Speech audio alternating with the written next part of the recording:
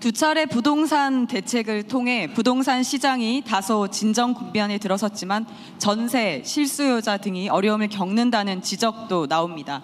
정부가 밝힌 공급안이 실현되기까지 적지 않은 시간이 소요되는 만큼 단기적 대책 및 추가적 대책이 있으신지요? 지금 사실 이게 꽤 복잡한 문제인데 우리 대한민국의 경제 구조가 기본적으로 부동산 투기 중심인 측면이 있습니다. 사실 그게 대한민국 경제 발전에 상당히 도움이 됐고 지금도 뭐 상당히 큰 비중을 차지하고 있는데 그 비중이 너무 크다 보니까 이제는 정상적인 경제 성장 발전에 장애가 되고 있는 상태입니다.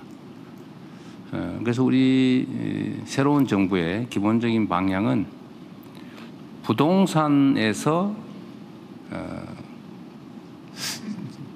첨단 산업 분야 또는 일상적인 경제 활동 분야로 자금을 옮기는 게 소위 금융의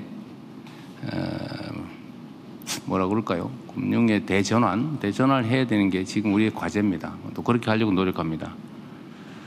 부동산 집값을 안정시키는 건 매우 중요하죠. 갑자기 폭락해도 안 되고 갑자기 폭등해도 안 되고 적정하게 안정적으로 부동산을 관리해야 되는데 아직도 우리 국민들 속에는 투자는 역시 부동산 이런 생각이 자리 잡고 있습니다. 저는 이게 거의 막바지를 향해 달려가고 있다고 보는데 최대한 연착륙을 시키려면 방향을 전환해야 되고 그런 부동산 가격을 매우 안정적으로 관리해야 됩니다.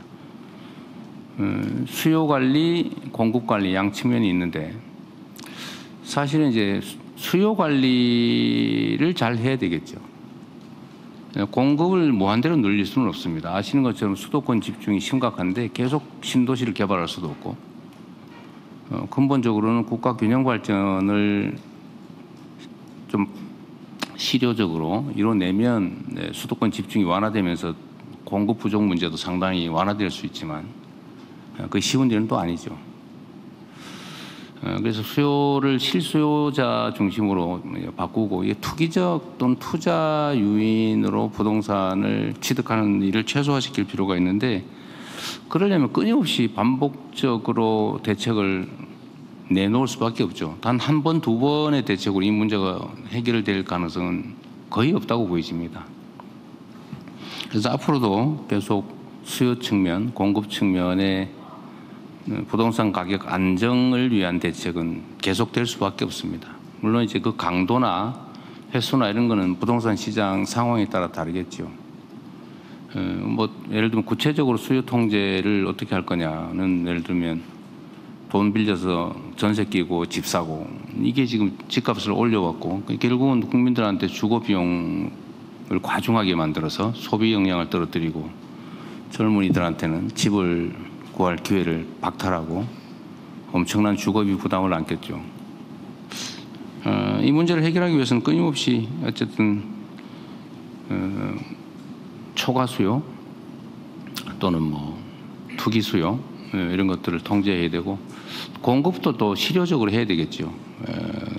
그래서 이번에 공급 정책을 발표했는데 칭찬도 비난도 없는 걸로 봐서는 잘한 것 같습니다. 구체적인 공급 정책이나 수요 정책은 다음 기회에 말씀드리도록 하겠습니다.